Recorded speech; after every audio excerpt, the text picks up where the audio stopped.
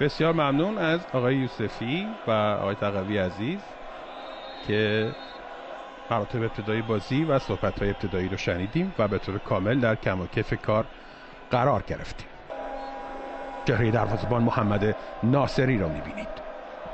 بری دروازه، یه ضربه خوب، فرصت هست، حالا همچنان یک و دوی مختلف و فرصت برای بازیکن پرسپولیس و ناصری که واکنش خوبی نشون میده.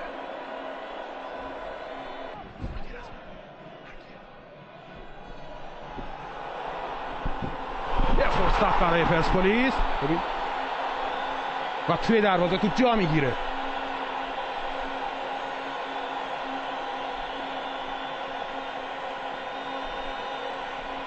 گلی که پرسپولیسی ها میزنن و این شوق تماشاگر که به پا میشه در ورزشگاه. نتیجه رو 1-0 میکنن و کامیابی ها موفق میشه دروازه رو باز بکنه. حملات پی در پی که پرسپولیسی ها داشتن موجب میشه تا این نتیجه به ثمر برسه.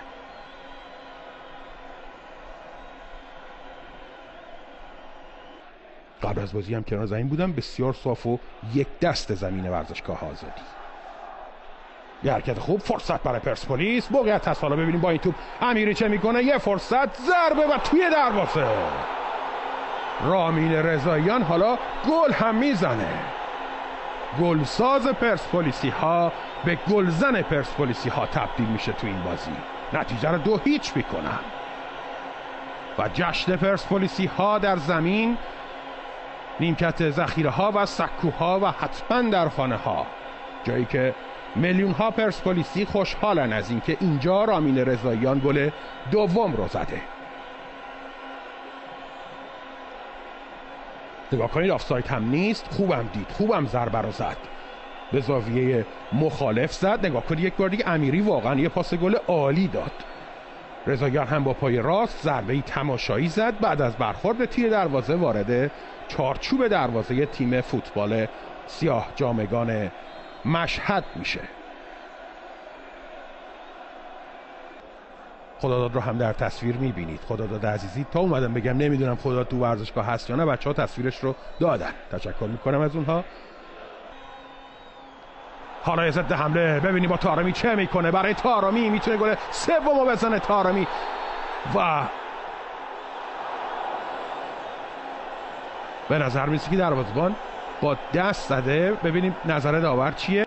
مرکز زمین یه بار دیگه احمدزاده حرکت میکنه، خوبم حرکت میکنه، پا به توپ عالی داره، حتی میتونه الان شوت بزنه. پاس میده حالا از اون طرف، فرصت برای ربیخا. ببینیم با این توپ چه میکنن. یه پاس به جلو، فرصت برای رضاییان و طارمی. یه فرصت حالا برای پرسپولیسی ها. ببینیم این توپ به چه نتیجه میرسه. شاید طارمی همین توپ اصلا گلش کنه. یه موقعیت هست، فرصت برای این تیم.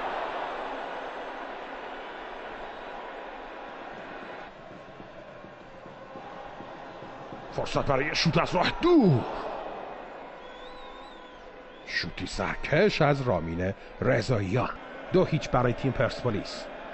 یه پاس پشت دفاع، آفساید هم نیست. مهدی طارمی میتونه گل سوم رو بزنه و دروازه‌بان تیم سیاه جامگان علیرغم 2 گلی که خورده میشه گفت ستاره بازی تا اینجا.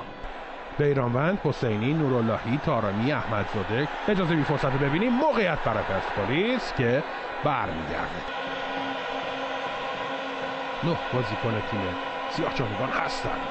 میاد بیرون بیرانوند، مشت میکنه و برمیگرده به توپ. یه ضد حمله سریع، اگه برسه اونجا فرصت برای احمدزاده ساخته خواهد شد. طارمی هم هست، کافیه پاس به جلو بندازه. حالا برای طارمی ضربه رو میزنه و توی دروازه.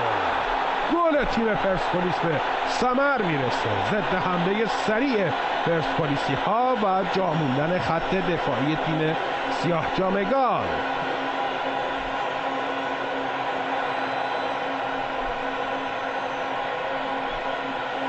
نتیجه 3-0 میشه.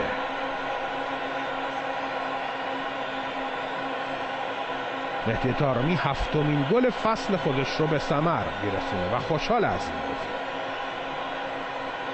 شرایط سختی داشت 2 هفته پیش، یه گل 2 هفته پیش زد، یه گل هم که اینجا الان میزنه و 7 گله میشه در فصل.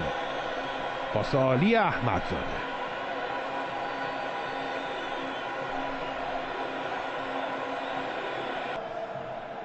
پرسپولیسی ها هم با 7-8 بازیکن آمدن تا در این حمله شرکت بکنن. روی دروازه برگشت توپ. 69 دقیقه تمام شد. پرسپولیس 3 سیاه جامگان 0. تارمی یه لحظه توپ از پای بازیکن حریف جدا شد. تارمی صاحب توپ. یه بار دیگه فرصت. تارمی گل 4. بله گل. ببینیم اول داور وسط زمین رو نشون داد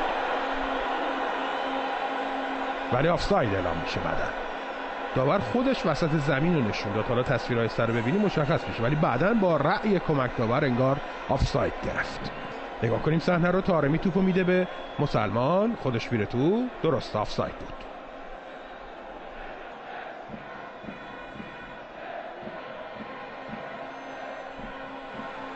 باز هم به ایرانوند. یه ضربه از راه دوری فرصت برای پرسپولیس که به ثمر نمیرسه. نوراللهی از بازی بیرون میاد.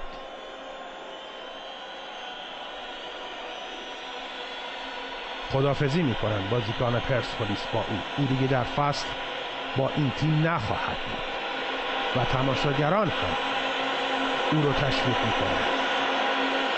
بازیکن متعصبی بود.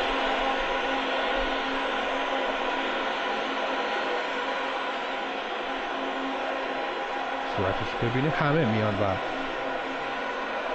او رو رهسپار خدمت مقدس سربازی میکنن که در تیم دیگری کار خواهد کرد. امیدواریم که مسئولان محترم در سازمان نظام وظیفه و ارگان‌های ذی‌ربط نگاه دوباره‌ای به این قانون سربازی در فوتبال ایران بکنن. ضربات محکم بازیکن پرسپولیس بود که دروازه او رو باز کرد. یه حمله دیگه باز هم خطا و انگار داور باز هم دست به جیب میشه. یه کارت زرد دیگه میده، کارتی که دوم میشه و باعث میشه تا کارت قرمز رو از جیبش بیرون بیاره. اخراج بازیکن سیاه‌چامگان. نگاه کنید